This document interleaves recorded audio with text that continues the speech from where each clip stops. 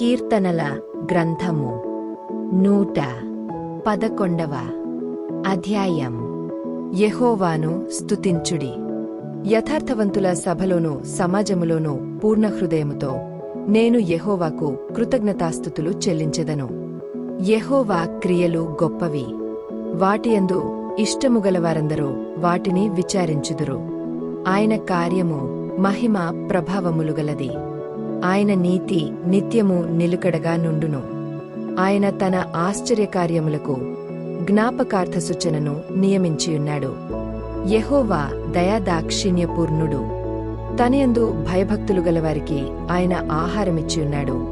ఆయన నిత్యము తన నిబంధన జ్ఞాపకము చేసుకొనును.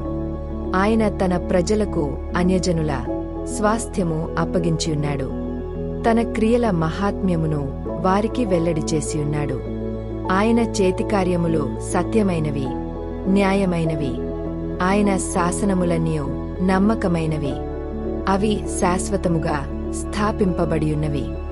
సత్యముతోనూ యథార్థతతోనూ అవి చేయబడియున్నవి. ఆయన తన ప్రజలకు విమోచనము కలుగజేయవాడు. తన నిబంధన ఆయన నిత్యముగా ఉండ నిర్ణయించువాడు. ఆయన నామము పరిశుద్ధమైనది, పూజింపదగినది. యెహోవాయందలి భయము జ్ఞానమునకు మూలము. ఆయన శాసనముల ననుసరించువారందరూ మంచి వివేకము గలవారు. ఆయనకు నిత్యము స్తోత్రము కలుగుచున్నది.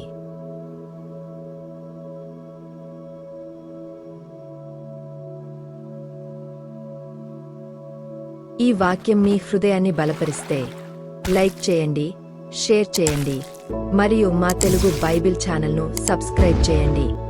యూట్యూబ్ మీరు తదుపరి వీడియోను ఇష్టపడతారని భావిస్తుంది. దయచేసి చూడండి. మీ ప్రార్థన అభ్యర్థనను మాతో పంచుకోండి.